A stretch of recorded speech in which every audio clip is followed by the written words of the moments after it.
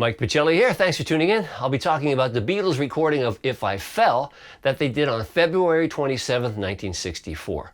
Now, from January 15th to February 4th, the Beatles were staying at a Paris hotel while they were doing a whole string of concerts at the Olympia Theater. They brought a piano into the room and in 7 days basically wrote 7 songs. If I Fell was primarily written by John Lennon with help by Paul on the bridge and with the harmony. Now, Lennon was kind of in the habit of taking musical risks throughout the Beatles' career, especially in the lyrics, and this was probably one of the first, because it's seemingly written about an extramarital affair. But about the song, John has said, "That's my first attempt at a ballad, proper, and it's semi-autobiographical, but not that conscious, you know. It's not about Sin, my first wife. If I fell in love with you, would you promise to be true? I used to like intros like they had on 40s songs, you know, that have a long intro and then the song would start. So that's all mine. The harmonies, Paul's. So that shows that I wrote sentimental love ballads, silly love songs as you call them, way back when." And the song is notable because of that unrepeated introductory section, which actually never occurred until they did take 11 in the studio. And about the song, Paul has said, "We wrote If I Fell together, but with the emphasis on John because he sang it. It was a nice harmony number, very much a ballad. This was our close harmony period, in the same vein, which were kind of like the Foremost, an English vocal group, but not really." February 27, 1964 was the third day in a row. The Beatles were at EMI Studio 2 recording music for their Hard Day's Night movie. And If I Fell was recorded in 3 hours between 2:30 p.m. and 5:30 p.m. They did 15 takes, playing and singing live with John and George on guitar, Paul on bass, Ringo on drums. And John and Paul were singing on the same microphone. Then they double-tracked all the lead vocals, and you could hear, if you listen, Paul muffs the word vain on the second bridge, but the double track kind of covers it up a bit. The song was mixed on March 3rd, 1964, and then they recorded a couple more times for BBC radio shows, and they also recorded it live at the Hollywood Bowl on August 23rd, 64, but for some reason, a live version of If I Fell was left off of that Beatles Live at Hollywood Bowl album. The Beatles, of course, mimed it on the Hard Day's Night movie. Yeah, you remember that. And they included it prominently in their shows throughout the end of 1964, and especially, like I said, during their August to September United States tour. It was released on July 10th in the UK and on June 26, 64 on the Hard Day's Night album on United Artists. And then also on July 20th, 1964 on Something New, which was a Capitol Records release and in stereo. So that's the backstory. Let's get started.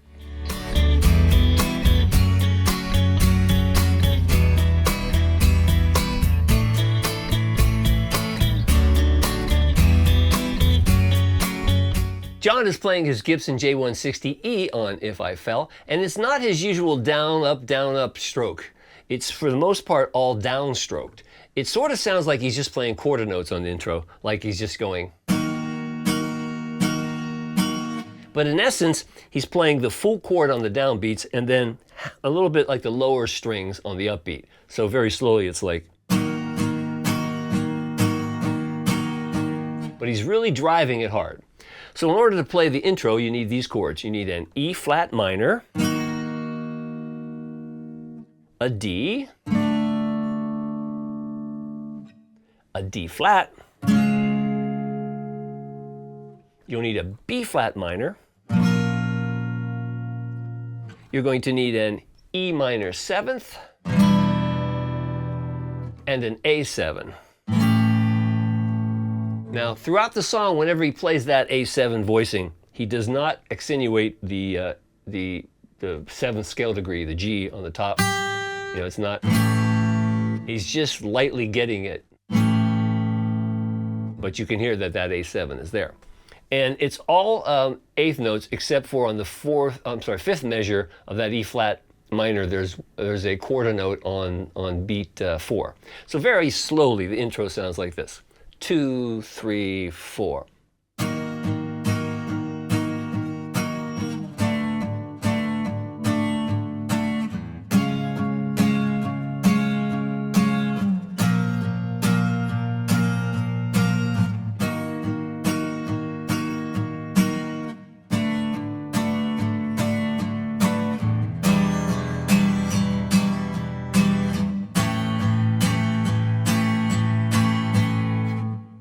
and then you're off to the verse. Now on the verse chords, you'll need a D voiced like this. That E minor 7th that I've already shown you. You'll need an F sharp minor 7th. I'm sorry, just F sharp minor. And you're going to need an A suspended. And a regular A like this. And you'll need a G minor. So a verse has two places where there's quarter notes. Again, on the first measure, only on verse 1. On the first measure and on the third measure, on that E minor, there's quarter notes. No, on the second measure too. So first, second, and third have some quarter notes. On beat 4 of the first measure, on beat 1 and of the second measure, and beat 1 of the third measure. So a verse, nice and slow, sounds like this. Verse 1, 3, 4.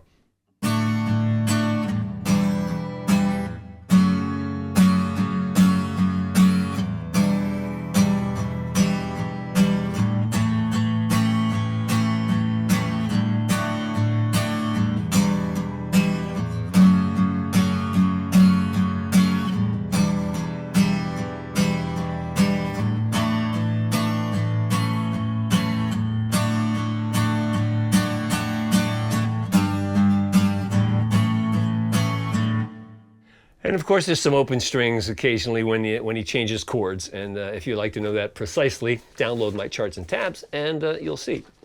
Second verse is just all eighth notes. There's no quarter notes. And I'll just play it for you. Here's verse 2, 3, 4.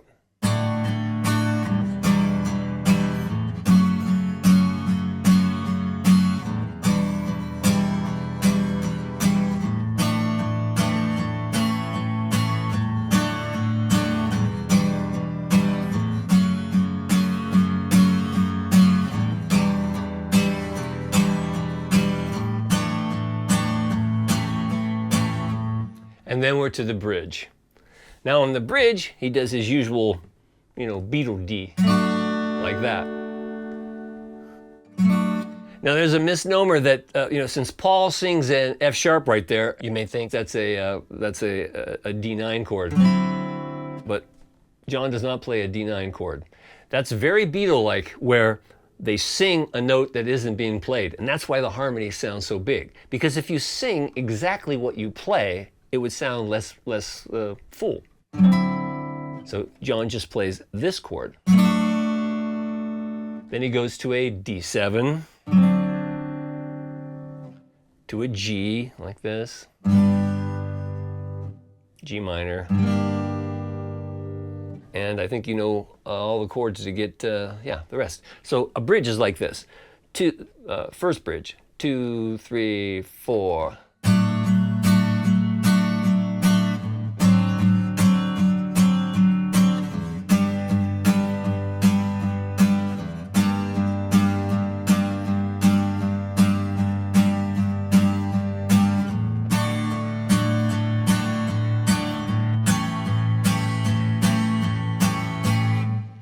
Then he repeats exactly the same way on verse 3. The only difference is on bridge 2, the second time around, he doesn't play a D7. So the first time on the bridge, it's first two measures of a bridge are.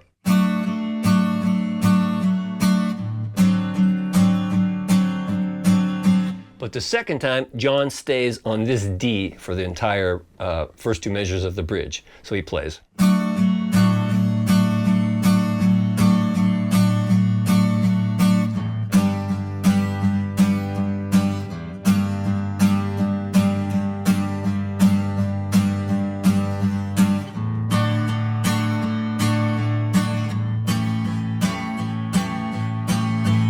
Of course, I'm doing it slower for the sake of this demonstration. And then on verse 4 and on the way out, verse 4 is exactly the same as the other verses. There's just going to be one little difference. So verse 4 is like this, 3, 4.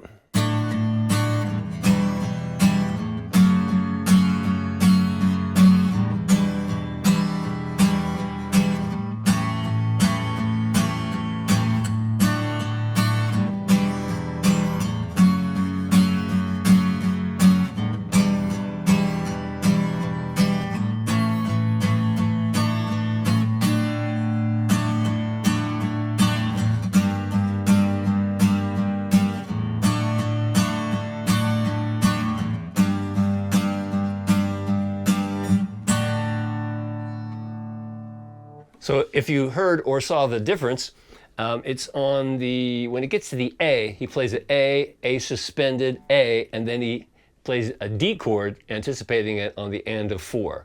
So that measure, which starts on measure, I'll say 5 of verse 4, is like this. I'll try to explain it clearer. It's D.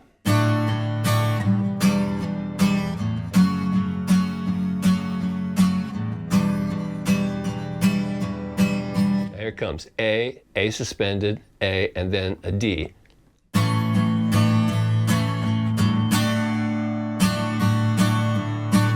G minor.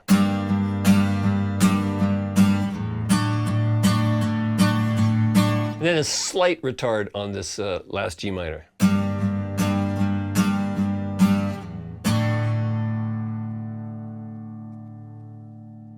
And that's everything you need to know to play If I Fell, just like John Lennon.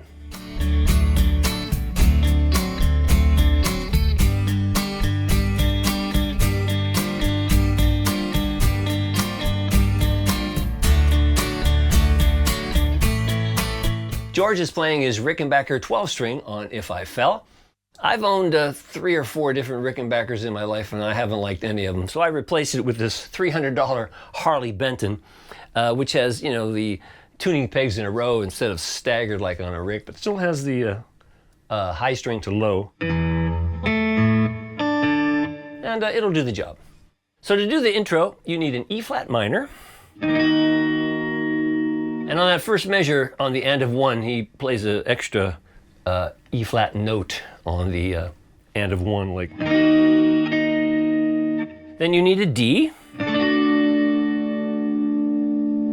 Next chord is a D flat, and he puts a low A flat on the bottom, so you have to do a 5-string chord like this. Goes to a B flat minor, and he does an octave on the minor 3rd, so playing it like this. Repeats E flat minor, a D, then this E minor, and a figure like this. And you're off to the races. So the intro, nice and slow, sounds like this.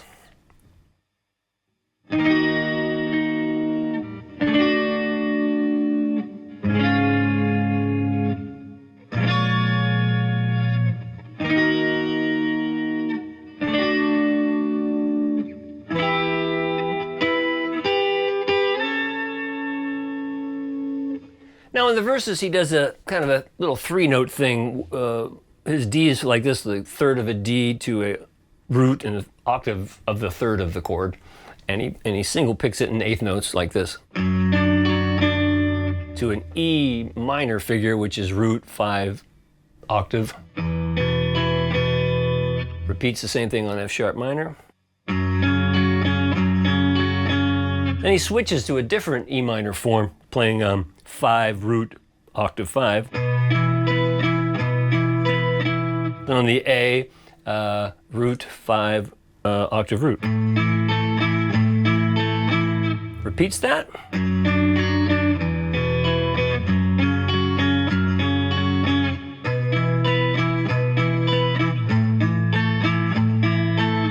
Back down to that D form. Then on a G minor, he just plays root 5 octave root for G minor. Same thing on an A. And that's what he does in the first verse. Now in the second verse, the beginning of it is exactly the same as the first. So it's like this, nice and slow.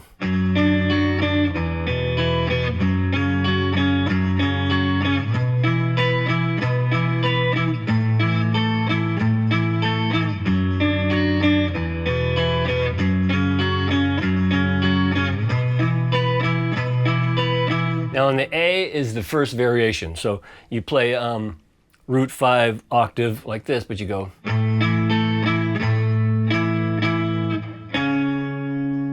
he's getting ready to go to the bridge. So on that last A,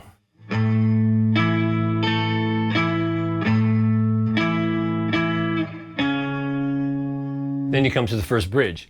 Now in the first bridge, it's this D form, like 5 root octave 5. That's where you're sounding, because Paul's singing that F sharp sounds like a D9, but nobody's playing a 9 chord. And on the D7, he plays this figure. He goes, and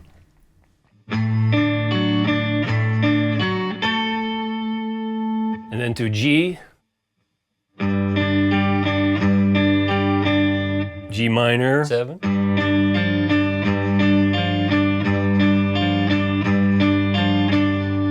And then that second D form again.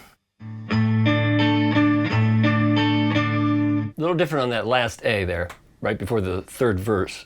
He goes.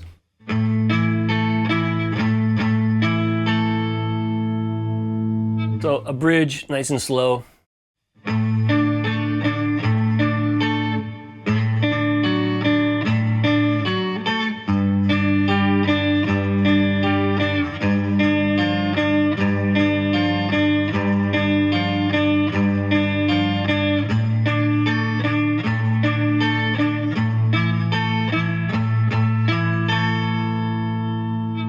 Okay, now in verse 3, the first part of it is exactly the same. Hard to see the chart here with this lighting today. Starts off the same on verse 3, so we're back down to this.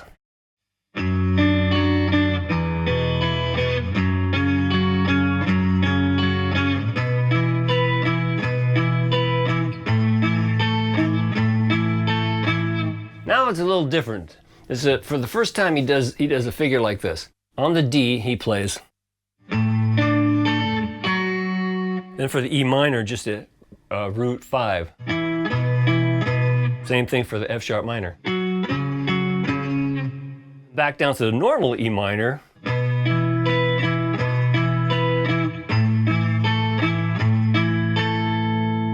And then we would be to bridge 2. So that only difference is that second part of verse 3, nice and slow again, is like this.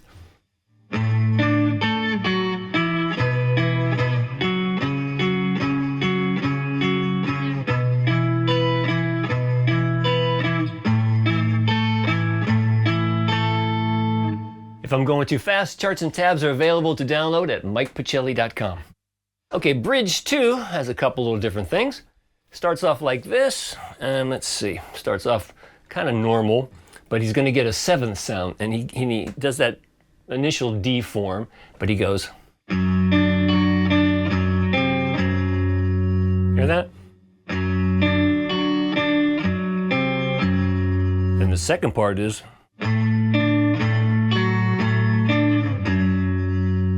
Right, so the beginning of bridge 2 again, nice and slow.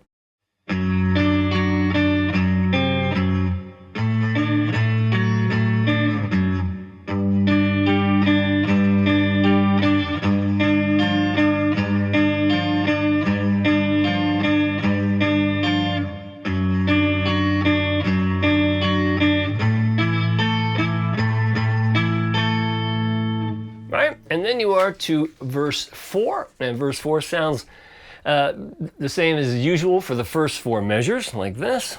And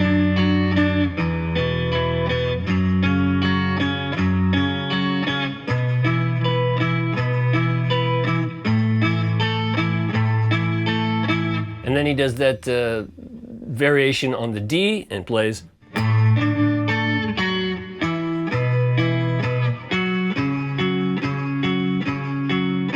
To the regular E minor, and a regular A. So again, I'll do the verse 4 nice and slow for you. 3, 4.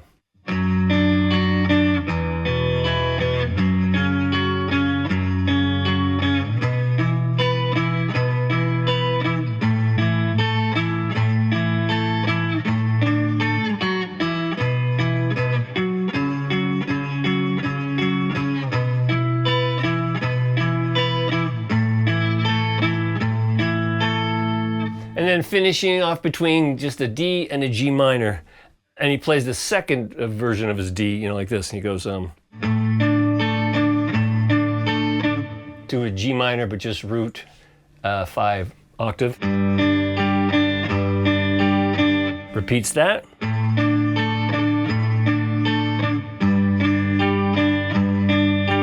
And again, slight retard on that last G minor. And he ends with this chord.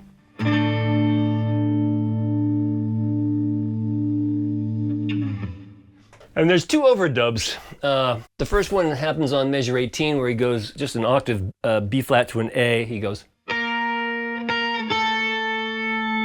And at the very end, over measure 59 to 61, he plays a line like,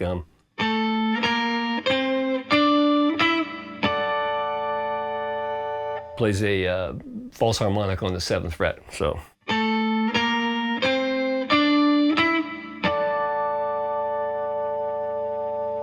Again, charts and tabs at MikePachelli.com will make it very, very clear.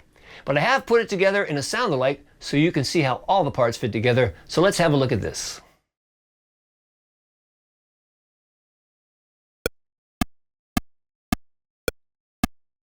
If I fell in love with you, would you promise to be true and help me understand? 'Cause I've been in love before, and I found that love was more than just holding hands.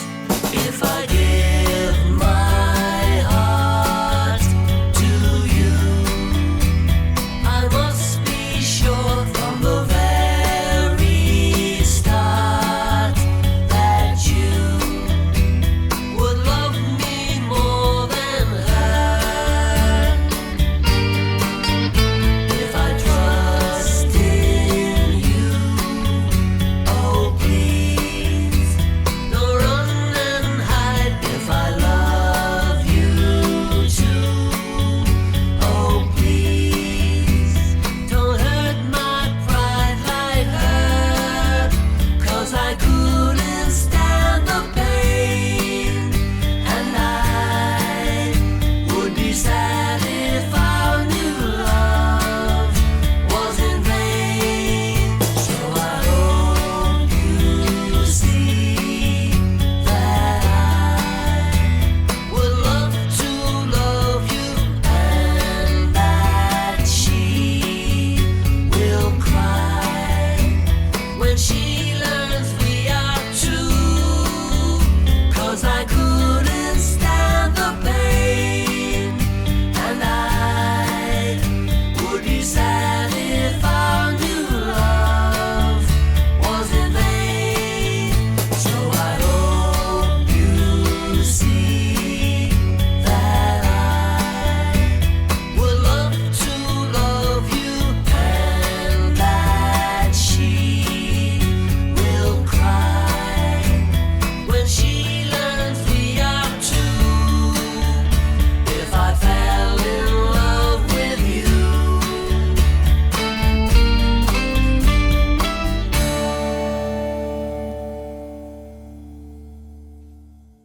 Well, there you see how both parts fit together, and you gotta admit, it's an excellent example in simplicity of an arrangement that works quite well. I suggest you download the charts and tabs at MikePachelli.com, learn both parts, play along with my sound alike, and you'll get it just like the Beatles.